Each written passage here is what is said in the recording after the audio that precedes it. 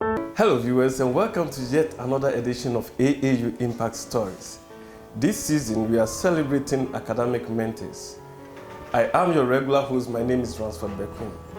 Today we shall be celebrating or featuring a female academic in the Republic of Ghana. Let's go for a very short break, and when we come back, you shall hear more about her laureates. Please stay tuned in. The Association of African Universities, in partnership with the All African Students Union and Al-Azhar University, Egypt, calls on African universities to participate in the first African Universities Olympics. Theme: Uniting African Universities through sports and recreation, mapping out strategies to achieve the Africa we want. The disciplines include basketball, football, long jump, triple jump, shot put, javelin, sprints, and a whole lot more. The teams will be formed according to the 5 geopolitical regions of Africa, namely West, East, South, North, and Central Africa. Venue: Al-Azhar University, Cairo, Egypt. Date: 14th to 18th of March 2019. Register now on blog.aau.org and also stand the chance of visiting the pyramids of Giza and other interesting sites in Cairo. For more information, visit blog.aau.org or call +233 2432 98464. Welcome back viewers to AAU Impact Stories, where we have dedicated this season to celebrating academic mentees. Today I have with me a person, an academic icon from the Republic of Ghana, who is the first female chancellor of Women's University in Africa, which is in Zimbabwe. She was a former Minister of Education in the Republic of Ghana from January 2013 to January 2017, and the former Vice Chancellor of the University of Cape Coast, and incidentally the first female Vice Chancellor of a public university in Ghana. And she was Vice Chancellor for 4 years from 2012 to 2016. Viewers, follow this discussion on our social media handles and on AAU TV. It is my pleasure to welcome Professor Jane Naana Opoku-Agyemang. This is AAU Impact Stories, and you're welcome. Thank you very much for having me. Thank you. We have gone through your lengthy CV, and ideally we don't know where to start from. You were the first female chancellor of a private university in Zimbabwe, and I believe you are the third chancellor, but the first female. So how did you feel when you were called upon to serve as a chancellor at Women's University in Africa? Actually, if my records serve me right, then there was a female before me. Okay. So we just put that right. Okay. In terms of how I felt, it's just one of life's surprises. Okay. Because, you know, to become chancellor, it's not a position that is advertised. It is not something you compete for. It is not something you apply for. It is like an honor bestowed on you, and therefore it makes you feel humble. It makes you feel, I think it's a kind of complex feeling, because yes, you feel happy, you feel humbled, and you ask yourself, so who knows about me? How did this happen?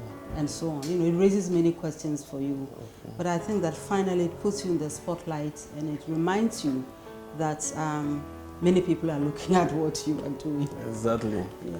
So when you were given that award, or sorry, that conferment, is there any term to it? Is it a Yes. 5-year term? Yeah, it's a 3-year term renewable. Okay. Renewable. Yes, and it is quite standard. Mm. In Ghana, I know that our chancellors are given 5 years renewable. Okay. Yeah, so what is expected of you as a chancellor? You know, as a chancellor, you are not the CEO, so you don't play administrative roles, direct administrative roles, because the university has its own structure.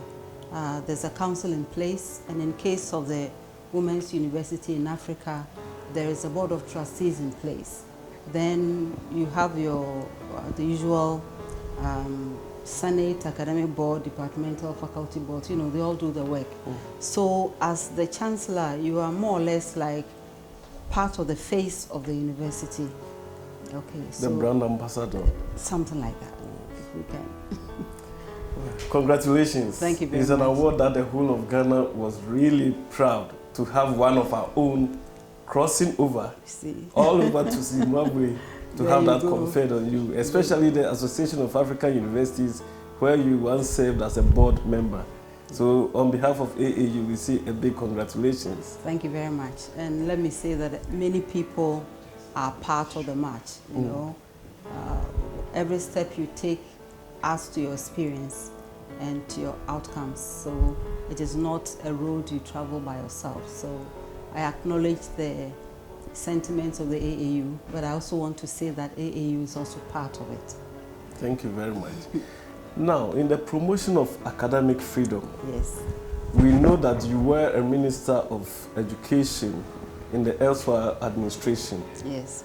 Assuming such a conferment had come in your host country, Ghana, when your government is not in power, would you have picked up that position in a public university? No, it is an expression of honor. Somebody is respecting you, somebody is honoring you. I see no reason why you don't want to accept it, unless you have very personal reasons why, you know, that is not a wise decision. That's not a wise decision. Right. That's very good. So academics promote academic freedom. And so our academic freedom should be expressed everywhere, irrespective of circumstances. So I like that positivity from you, that you would have accepted that. Thank you. Now you became the Minister of Education in Ghana. Yes. And you stayed on for 4 years. Yes, I did. That was a wonderful achievement, because in a country like Ghana, there are often ministerial reshuffles, but you managed to sail through for 4 years. So what is the secret behind what you did? I mean, what maintained you in that position? Well, again, it's a position I was invited to accept when my Vice Chancellorship had been over and I had other options. But weighing the options, and especially when those options lay outside of my country, it became like, you know, like there was no choice. I mean, how do you go building systems elsewhere if your country has expressed that you could be of help? And actually, I didn't go there determined to stay for 4 years. I went there determined to do the best I could. And I was happy that the offer was going to play to my strengths as somebody in education. If I'd been offered to go into security, of course, I'd immediately have said, really, I have no clue, or that kind of thing. So I just went in there determined to do the best I could, and that is the attitude with every position I take. If I feel that for any reason I cannot work to the best of my ability, I will not accept it. So, you know, like maybe in church, being a member of this group or the choir, I know I won't be there. I admire those who will be there, so I will not join. Because why should I join and cause trouble for other people when I know very well that given my schedule, I'm not going to be able to come there for practice and be part of the group. So you find what other things you can do and do well, instead of, you know, being a member and being an absentee member for life. Okay, now what were some of the highs and lows in your position as the Minister of Education? Oh, we can talk about that forever. Okay, just a few. I'll talk about the highs, or maybe I'll begin with the lows. It is to recognize the enormity of the problem.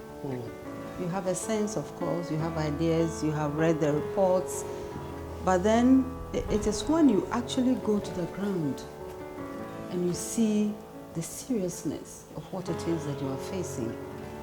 I remember reading a report about teacher absenteeism in this country, and the report had been done by UNICEF. And when I saw that the percentage national was 27%, I almost panicked. Wow. 27 is quite high. Yes, because coming from the university, I couldn't imagine 27% of the lecturers not showing up at all. You know, what will the students do? What will the outcomes be? Was the report on higher education or it was education? It was on basic education. Basic education, okay. So, first I told myself, really, is this possible? You know, what accounts for this? How do we deal with this? So you try to articulate it, to bring it to the fore of everybody's attention. After all, the report had come out before I assumed office. Okay. So that was one huge challenge. Another huge challenge was to look at the outcomes of the education after maybe so many years of basic education. What have our children become? What have the young learners become? Why are they not able to move up? What are the issues? Again, so you need to look at teacher quality, you need to look at the teacher training, you need to look at parental input, community support, you need to look at the children themselves, you need to look at the syllabus, you need to look at the availability of teaching and learning materials, and the quality of life in the community. So many things come into play. But then, you know, once you see that there are challenges, the next step is, how do I turn these challenges into opportunities? Exactly. How do I ensure that we are all overcoming these challenges and making sure that you are leaving the terrain in a little better shape than we found it? So those were some of the challenges at the basic level. Okay. At the secondary level also, you notice that there was quite a huge percentage of children who, by our own admission, had passed. They were not in school, and yet you also knew that there were some schools that were not full. So, you know, what are the issues? And then you know also that why have we prioritized non-technical education to the extent that we are creating that false impression that somebody is going into vocational technical school because he couldn't make it somewhere else. And yet we, as a nation, we know that we cannot continue to produce and export primary materials, primary commodities forever, when the commodity prices are not determined by us, and your president is forever talking about adding value. So then you ask yourself, so when the president says that we need to add value, and I normally call my deputy ministers and ask them, so what do you think this means for us in education? Maybe other people in other ministries may be having other conversations, but for us, what does it mean? We are a huge part. Actually, we are the major part of training in this country. So what should we do? You know, so those were very interesting challenges and moments. Okay. And then in the higher education sector, in the challenges there. I'm coming from higher education myself, and I know very well that our major worry is research. It's research funding. It's research funding and the finding. Because funding and the finding. And the finding. Okay. Because if your research is funded externally, then the finding is not targeted at your country. And a lot of us are on research teams and so on, and you'll notice that even the questionnaire, even the format for writing the report has been proposed by someone else. So yes, you've done this research, but how has it helped your country? And so you notice that there'll be continuous disconnect between research development on one hand, and research and policy formulation and implementation on another hand. And yet you have all these research people, all these research institutes. How do we turn them to solve our own problems? Okay, so whatever the issue is now, one would expect that it will engage our researchers. How do you do that? How do you fund them properly to ensure that if you are making a policy about teaching and learning materials, for example, it is grounded in serious countrywide research? So those were some the challenges. So I like the way you have structured the challenges by the level of education. You see, when you talk about education, it's not about preschool only. You can focus on preschool all you want. But I like to look at education in a holistic Holistically, sense. okay. And see that each as a link in a chain. I think I've used this image before. And you also know that you are as weak as the weakest link. You are strong rather as the weakest link in a chain. So you can focus on one link all you want and ignore the others. You are going nowhere. Exactly. So we needed to look at education as a whole. Holistic thing. Each one linked to the other. If you are focusing on higher education, you should be very interested in basic education. If you are focusing on technical education, you should be very interested in primary education, because it begins somewhere. Exactly. And you know, it's like it's a back and forth. There you linkages. go. Yeah, like a machine. You know, Yes. the parts moving in tandem with each other. Exactly. So that is why you look at them. These divisions are made for sake of planning, for sake of upward mobility, but they are not like ends in themselves. Okay. Okay. Even when they leave the university, they also go into the workplace. So you should also be interested in finding out what the employers are saying about the people living That's around. a tracer study. You see, Yeah, so very critical. each one should be linked. Okay. Now, is the education minister a cabinet member? Yes. Okay. Yes. You are in cabinet. Okay. Yes. You are So, in so your voice is heard by the top level of leaders. Yes, Okay. and it should be. Okay. And you've been appointed by the president, Exactly. and you give periodic briefs, Okay. and so he's on top of what is happening, and he also knows what you are doing, if there's any input, and if you need anything special from him or whatever it is, you know, you should maintain that dialogue. Yeah. Okay. So So we'll talk about the achievements later. Yes. No. In fact, I'm interested in just one achievement per structure, from the basic to the tertiary. Then, okay, one that's going to be tough, but Because I'll there try. are numerous. Yes, there are many. Mm. At the preschool level, we increase the number of structures and the number of teachers. That's very important. The percentage was low because it had been formalized not too long ago. So it was one area we really needed to pay attention to. And in connection with that, we have selected 7 of the colleges of education to focus on preschool training. You know, preschool have been, before then it had been handled through the Ministry of Social Welfare. Lots of people didn't know that. And therefore, the training of the teachers had also come from a different quarter. They've done well in the past, but now this is on our hands. What do we do? And in fact, I was even thinking that we should go further. I wanted to see a whole college of education dedicated to preschool. And so that they'll also have a practice school.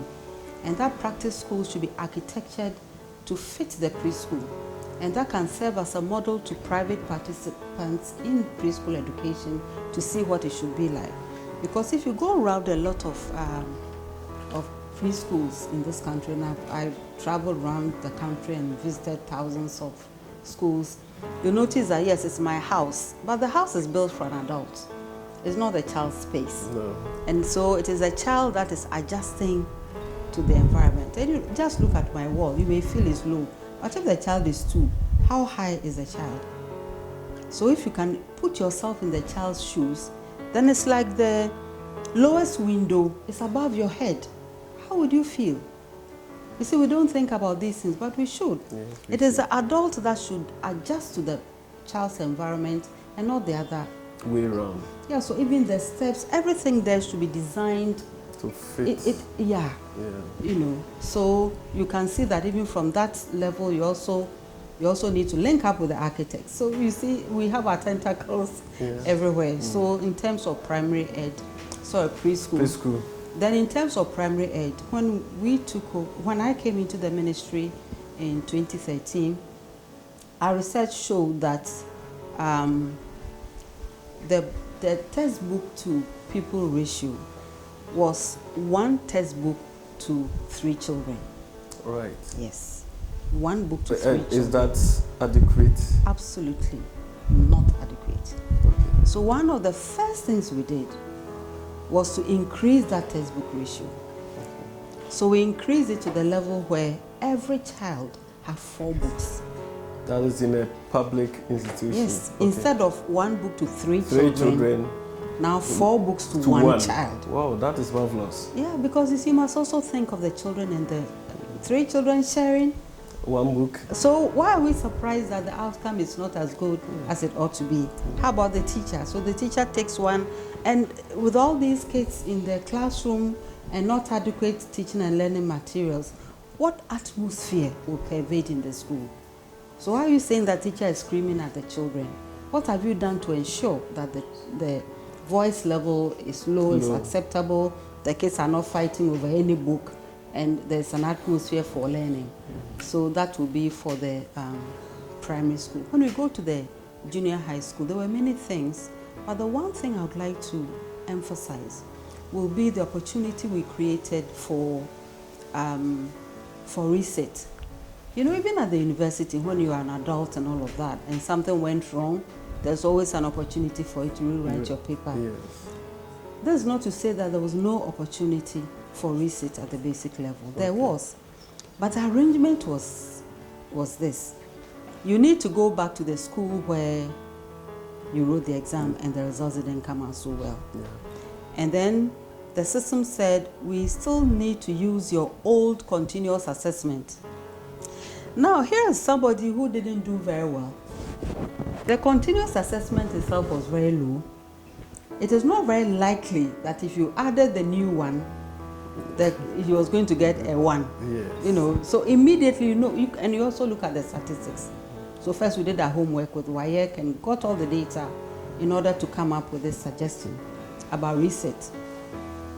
And the worst part is that, at that age, by the time the child is in JHS 3, he's 14 or 15, teens have their own set of issues.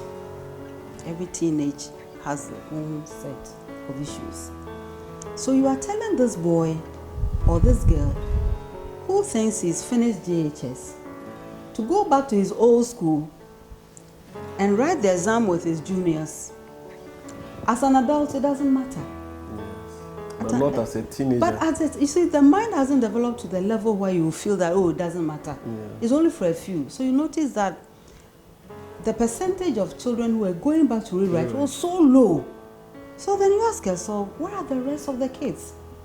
So now let us create a new environment for these kids to write.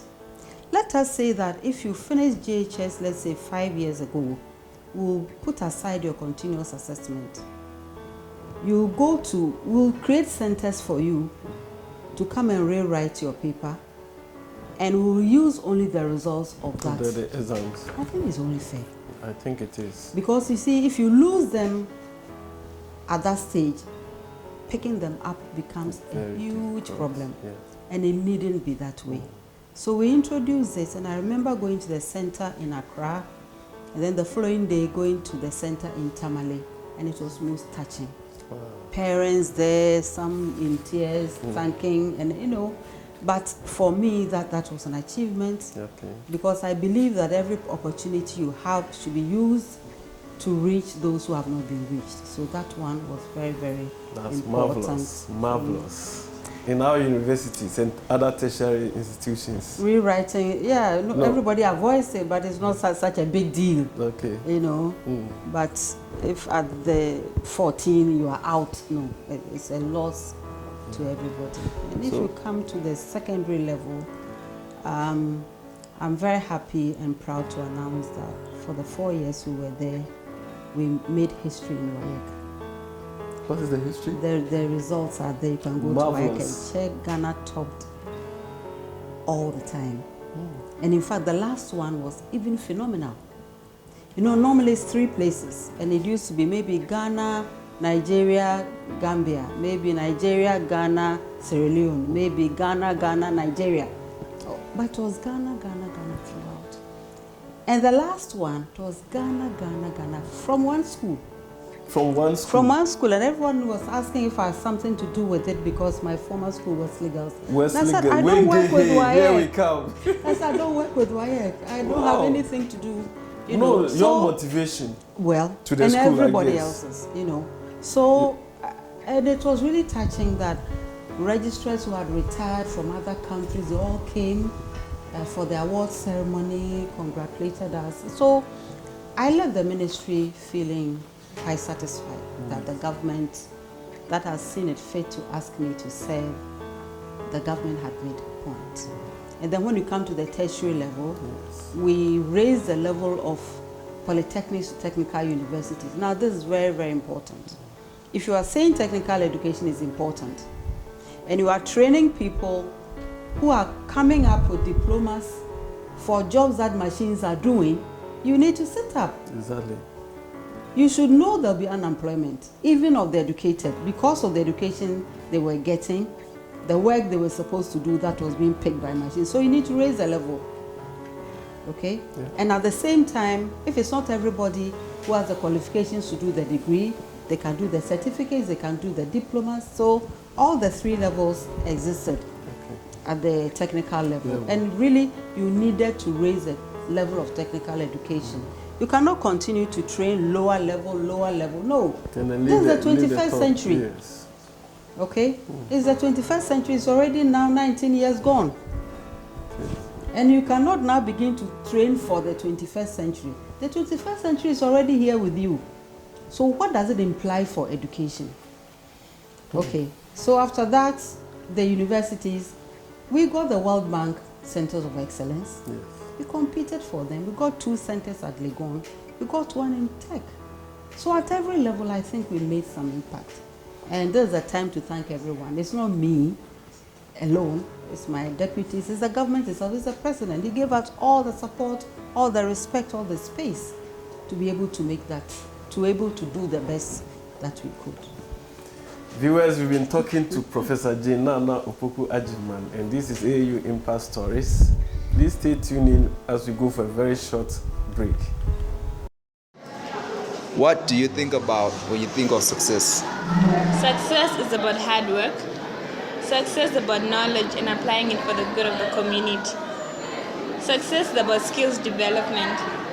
It's about creating innovative ideas and building a hope and making it a reality.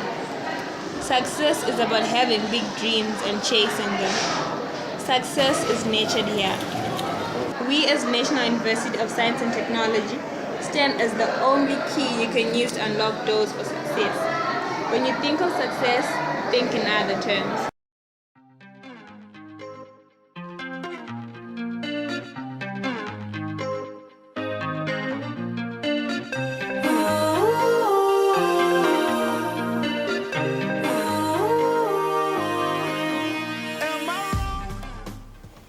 Welcome back, viewers, to AAU Impact Stories, where we are celebrating Professor Naana Opoku-Agyemang on celebrating academic mentors. This is a professor who has 4 honorary degrees. You have a Doctor of Law from University of the West Indies, Doctor of Humane Letters, Doctor of Humane Letters from Winston-Salem State University in North Carolina, Doctor of Humane Letters from Grand Valley State University, Doctor of Letters from University of Cape Coast. She is an honorary fellow Commonwealth of Learning. She's a leading women's achievers. She has the Leading Women's Achievers Award. She has a Global Leadership Award from University of South Florida. She has the Ghana Women of Excellence Award and several awards. Significantly, our celebrant seems to like the month of October. Why am I saying this?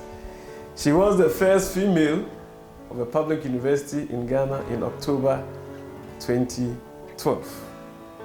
She was the Chancellor, or she was made the Chancellor of Women's University in Africa in October 2018. She became Ghana's representative on the Executive Board of UNESCO in October 2009. Madam, what is special about October to you? Well, I wish I decided those days, but I didn't. You didn't? But actually, October is very important for me because my first child was born in October. Wow. But I don't think there's any connection between that. This is marvelous. Now let's talk about your appointment as the Vice Chancellor of UCC in October 2012. Yeah. and as the first female Vice Chancellor. Yes. How did you break through the ranks? I know there may have been other competitors who may likely have been males. How did you do it? Yes, you were right. At the time of the application process leading to the interviews, yes, there were 5 other males and myself. 5 other males? Yes, but I don't think that was very important. I would like to believe that the panel was looking for a Vice Chancellor that they trusted could do the job. Okay. So I don't see it as a gender issue at all. Yes, I applied for it because I was convinced there was something I wanted to do. I'd been at the University of Cape Coast all my working life. I'd been everything I needed to be, from warden to head of department to dean to founding the School of Graduate Studies and Research. I'd been on the boards and committees and all of that. And I was convinced that no, this university could move in a different direction or could move faster than we were doing. And it was that conviction that propelled me to apply and to compete for that position. Actually, for all the things I've ever done, this is the one I consciously applied for and I competed for. Yeah. And I was glad that I got it. And so, were you a fulfilled person when you had it? You know, when you have it, it's the beginning, so you don't get fulfilled yet. It's the beginning. Okay. Yes, you wanted the position, now you have it. But then I had a vision statement, I had my strategy, you know, I had all these things laid out. One of the first things I did was to call a meeting of all the competitors, all of us, because I'd never believed that I'm the sole repository of anything. Everybody has something to offer. Do, and every other person could also have been appointed. So I thought I should first of all listen, collaborate with, learn from, and I think that helped a lot. That helped you. Yes, but again, to stay focused, you need to know why you are there and what do you think you can do in the face of your challenges. And I stayed the course. And my major concern is university is for scholarship. University is to generate knowledge.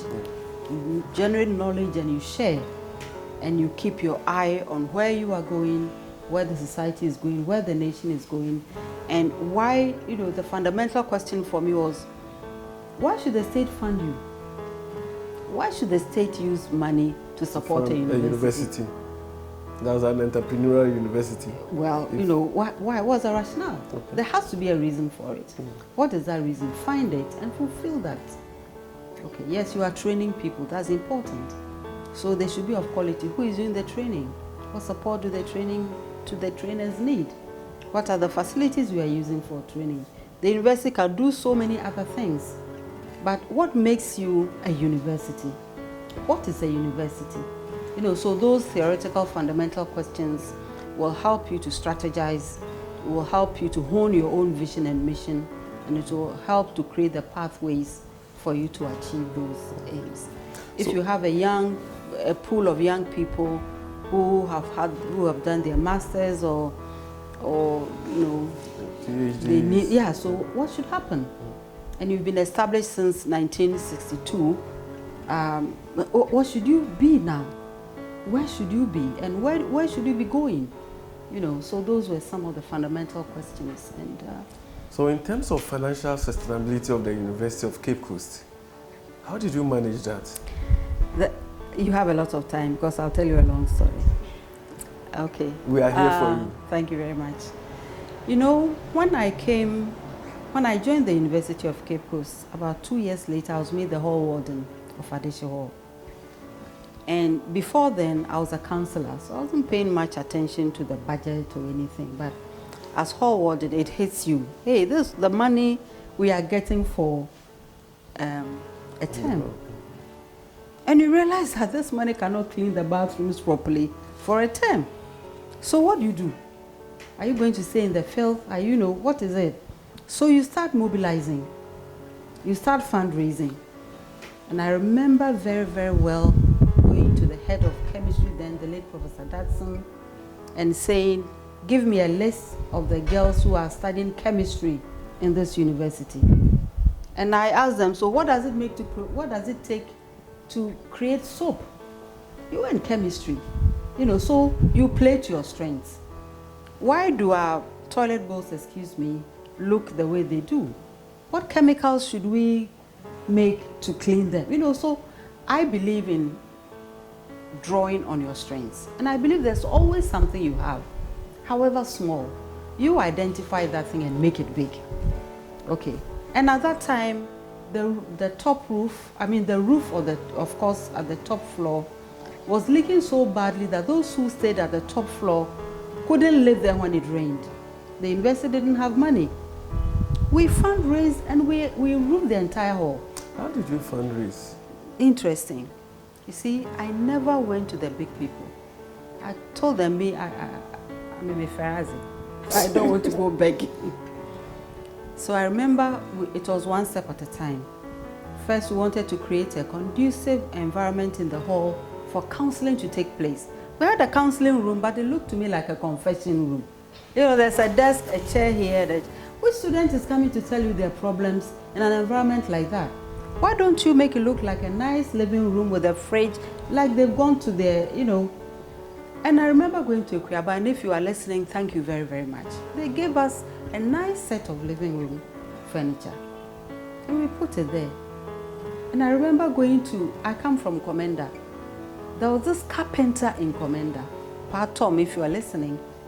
Pa Tom made us 2 nice bookshelves, and we put them there. You know, so everybody has something small to offer. And I remember when we ended up with GASEM, again, we want to thank GASEM about the material for our roofing. We let the development office give us everything we needed, and we broke it down even into 10 nails. If you can give us 10 nails, it's okay. So you are in charge of the nails, and you keep counting until we have the nails that we needed. You know, so we did that. So we went to GASEM, and they promised to give us the cement at factory price. So I don't go saying, give me money. People don't have money, and they work hard for their money. Why should they give it to you? But they may have a bit of the item they can give you. Okay, so that was at the back of my mind. And when I became Vice Chancellor again, we never have enough money. I don't think anybody ever does. So what I was saying that at the time, we had about 17,000 students on campus and another 35,000 distance education. And I said, you know, if you look at those of us on campus alone, 17,000 students, and if you counter the workers and the lecturers and so, you look at about 21,000 people that this nation thinks are bright. On the average, the students, you pick them from those who qualified. The lecturers have their PhDs and all these fine degrees. We can't stay here and be poor and then march to the government every day and beg for money. What should the people of the villages around us do? So I said, no, let us generate our own income. We had the School of Agriculture doing a fantastic job. We opened, you know, we were already serving the community. We were already processing meat. So how do we expand our marketing? How do we even expand the, you know, this small place, this small kiosk where they're selling the vegetables, how do we expand it and then advertise to the larger community? Okay? And I just used 3 things. I said, number 1, water. Remember those days, I think some company, I don't want to mention their name, had advertised their spring water and they were having a big problem. And I said, we live near Kakum. You know, so why can't we bottle our own water? And I remember it was graphic, my own graphic, which the following day, I think I said this during the graduation ceremony, my first, and they said, oh, the Vice Chancellor is going to produce and sell pure water. You know, so you don't allow these things to discourage you. Okay. Because I just said, all of us on this campus, we have a department of chemistry that can keep testing the quality of water. Why can't we be the biggest producer for others to come and buy? And we have a school of business. We always say we want them to go outside and do practical work. Why can't you create the practical work on campus so the smaller businesses in town can also send their people to us? I thought that's what the university should do. So now you see, we have the bottled water like this one, and the University of Cape Coast logo is on it, and I'm so happy and I'm so proud. The second item was paper. Everybody's office is choking with exam scripts and some 10 years. The rule is that you should keep the papers for 5 years, then you can destroy them. Yeah. But you can't burn paper.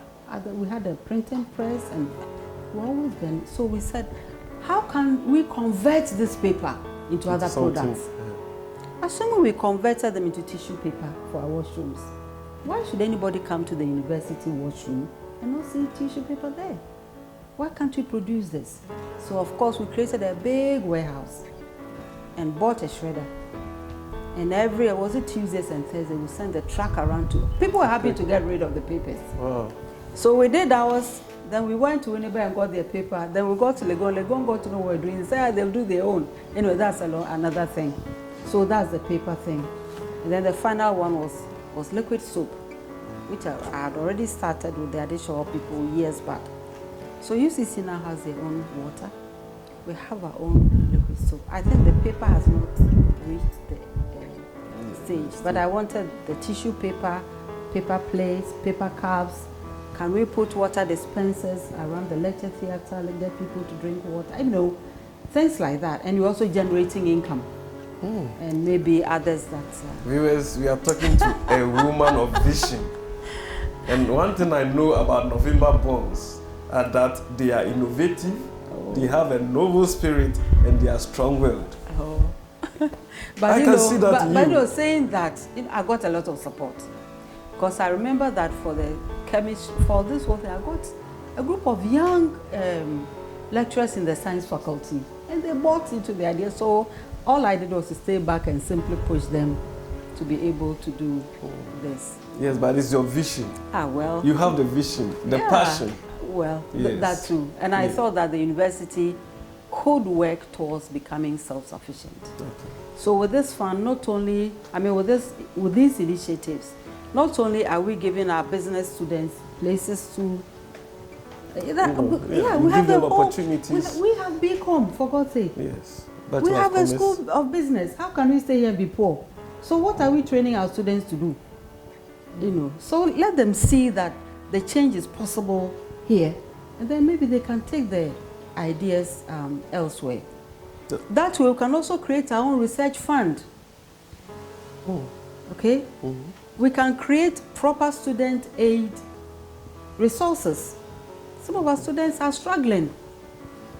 Yes, they have the student loan. How about even funding initiatives by students? How about funding initiatives by faculties? Yeah. But how will you do it?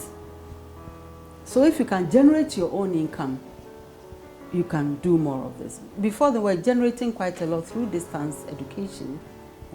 But again, I thought we should put a lot of money back into distance education. Simply because you are the first in anything, I think it should rather bring you responsibility. Others are coming along. Today, so many people are offering distance education. What makes our program still distinctive? Because distance education calls from a different methodology of teaching. And so you must fund those who've gone through it to get higher degrees.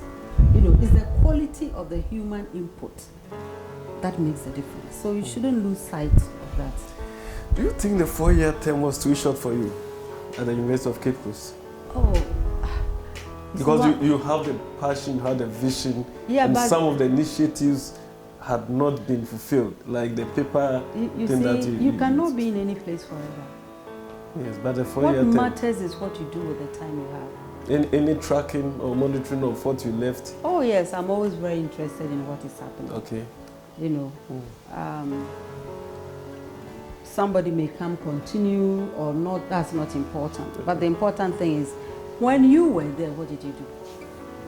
When you were there, what did you do? Let's go for a very short break. How did you spend your time? How did you spend your time in the position that you had acquired or was conferred on you? Yes. We go for a short break, and when we come back, we'll talk more about Professor Naana Opoku-Agyemang. Please stay tuned in.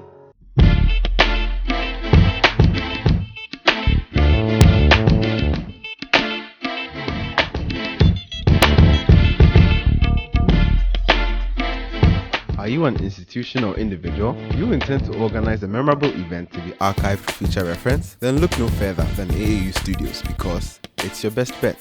With our spacious studio and state-of-the-art media equipment such as 4K Panasonic video cameras, KinoFlow lights, assorted microphones, live streaming machines and others, you are sure to get the best of production. Visit us at Trinity Avenue, East Legon, adjacent the National Accreditation Board, or contact the AAU studio via the following addresses: info@aau.org, AAUTV@aau.org, Ransford@aau.org. Alternatively, you can call us on 0244 185 998 or 0244 693 342. Welcome back, viewers, to AAU Impact Stories, where we are celebrating Professor Naana Opoku-Agyemang. Professor has a lot of publications, but before we talk about her publications, she is also very passionate about the diaspora. I think she had served as a director at the University of Cape Coast that looked into the diasporan activities.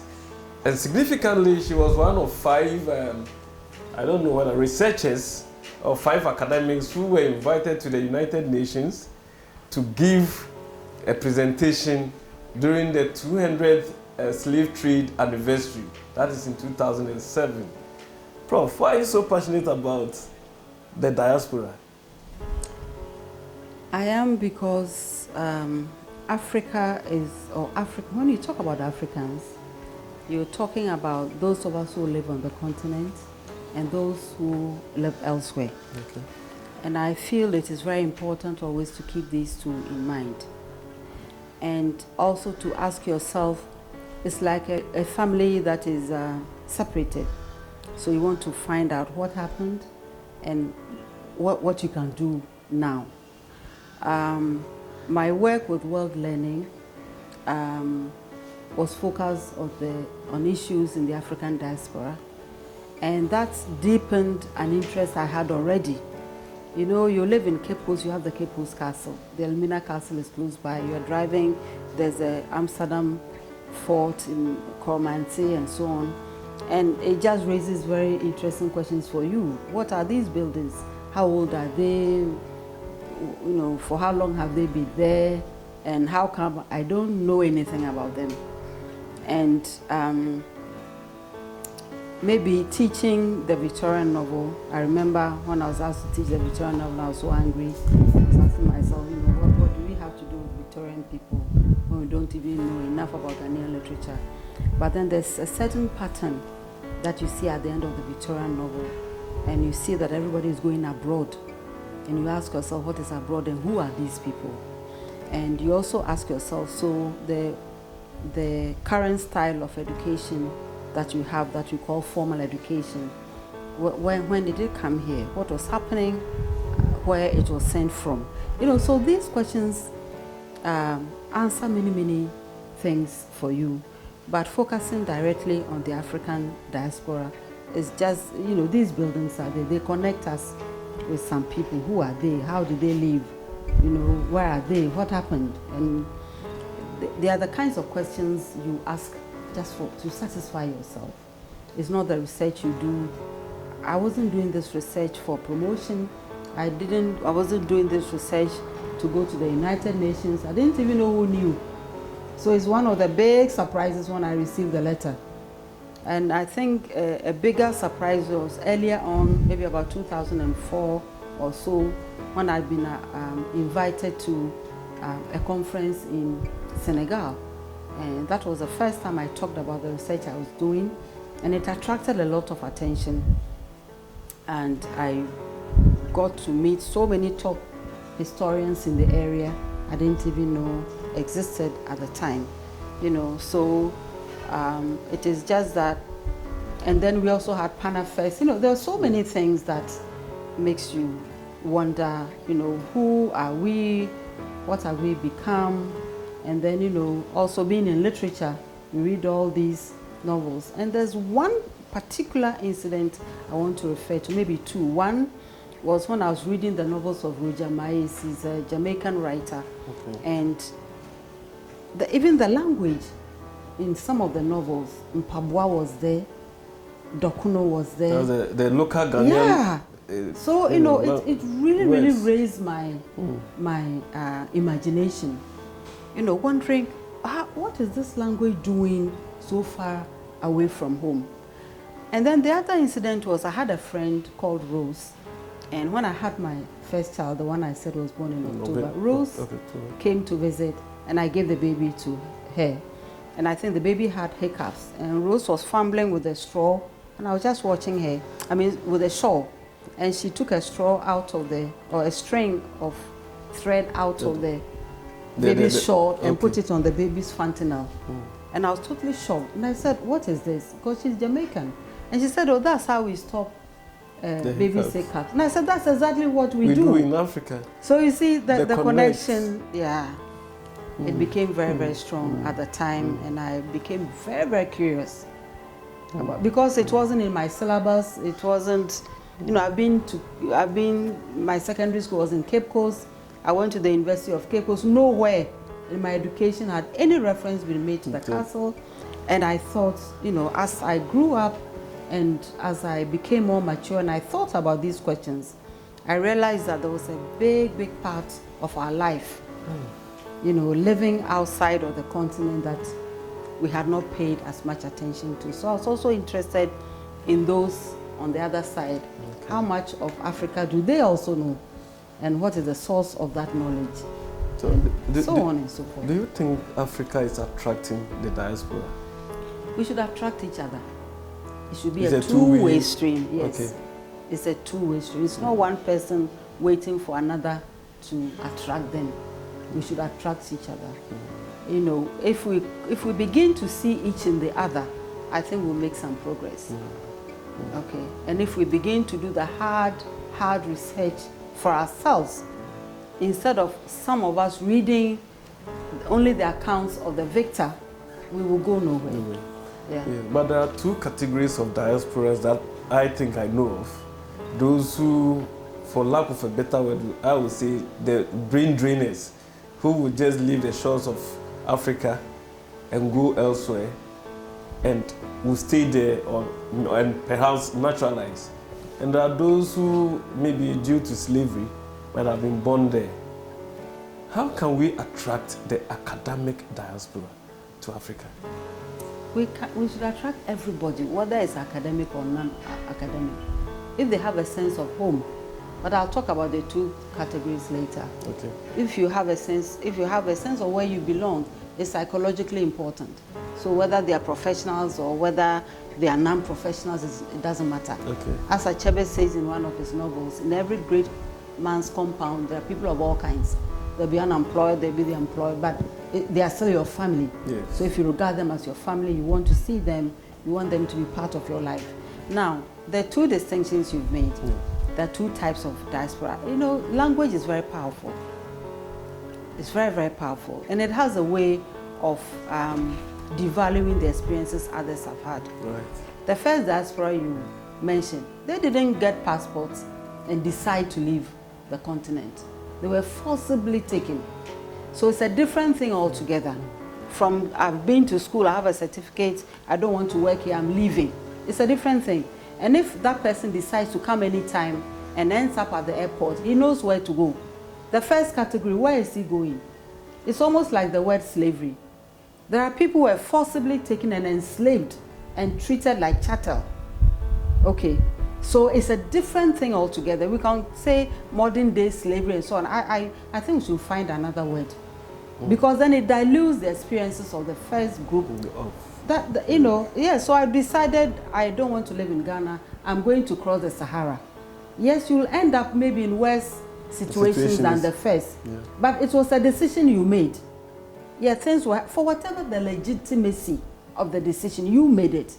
This other person had no say in whatever happened and where he ended up. So I want us to tread very cautiously. The Ghanaian professionals abroad, they may be attracted home, they may not be attracted home. We may also like to see how other countries do it. How is it that in some countries, if you live abroad, insofar as you're holding their passport, you pay taxes to their country? Can we also look at that? Is that an option? How about other, I don't know, but I think we can explore other options. You cannot force people to live in space A or B. Okay, so it's a decision you've made. There are benefits that go with that decision. There are also challenges that go with that decision. Okay, so again, about being attracted to come home, about being force should never be used. Okay. But I think your sense of responsibility and obligation should be brought to you so that you play your role well. And I think many people will be very happy to do that. Thank you very much, Prof. Before we wrap up, let's talk a little bit about Professor Naana Opoku-Agyemang as an academic. And normally academics, if you don't publish, you perish. You have published a lot. For that, we cannot even count. But then there are other fables that you have published. They are fictions. One of which is The Corpse That Laughed. But then let's talk about who told the most incredible story. Why did you choose this topic? Who told the most incredible story? And what is in that story? It's a collection of folk tales. Okay. First, I wanted to do like one big bedside book, but the publishers drew my attention that putting 47 stories into one book was just so clunky. You wrote 47 books? Yeah, stories. So they decided to make it in 5 volumes, each about 9 or 10 or 11, you know. Who Told the Most Incredible Story is one of the stories. And it's a distinctive kind of folk tale because it gives the reader or the listener 3 very difficult options. Okay, very, very difficult options. And the audience is left baffled and they'll be arguing and never agreeing. And it is decisively taken. You know, it is just telling us that nobody can be so right, everybody is wrong. Yeah. Nobody can be so wrong, everybody is right. It's a question of tolerance. It's a question of listening to each other. It's a question of respecting other perspectives. You know, because if you said it was a fly, somebody will say it's a mosquito.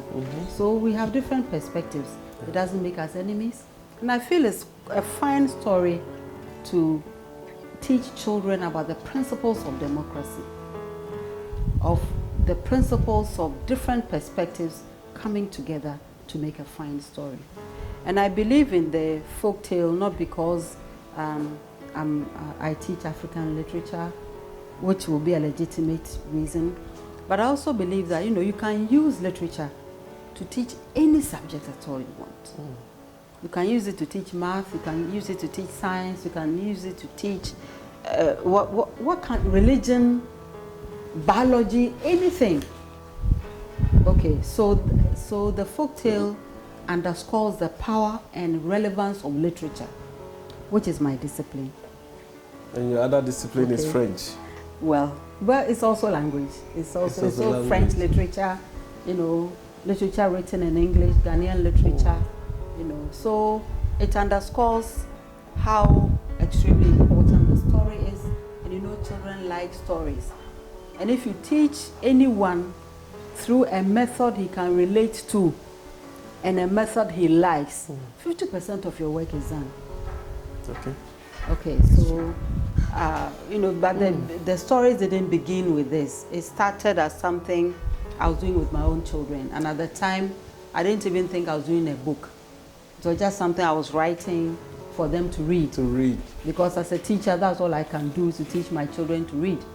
So what should we expect from Professor Naana Opoku-Agyemang in 10 years' time in terms of writing stories for grandchildren and children? Oh, well, the 5 volumes will be enough for the grandchildren. No, people are asking me, so when are we getting the 6th volume?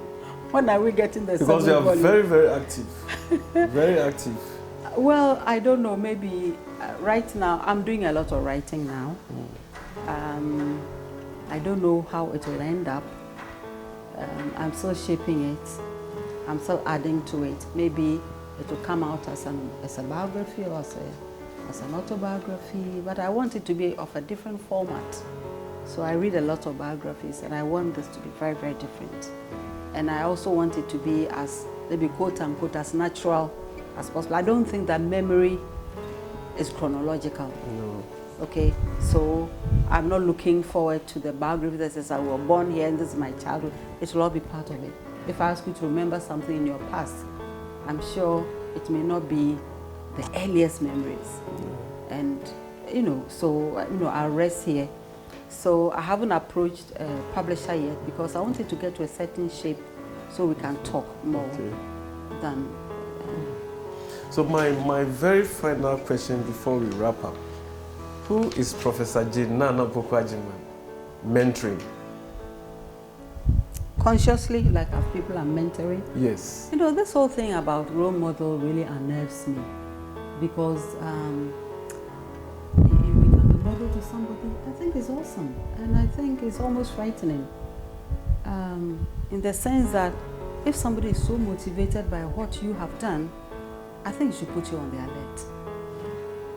It should really, really put you on alert to ensure you are not messing up in the first place, and to ensure that, as a teacher, you are there to share, you are there to encourage, you are there to support, and you do that both consciously and unconsciously.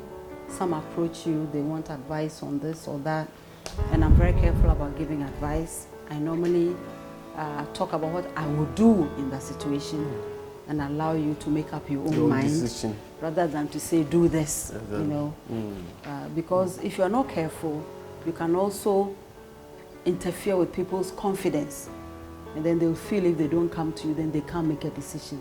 But they can. Decisions are not always good. You just hope they won't destroy you, but you can learn from the experience of that decision depending on the outcomes. So viewers, as we normally say, a good conversation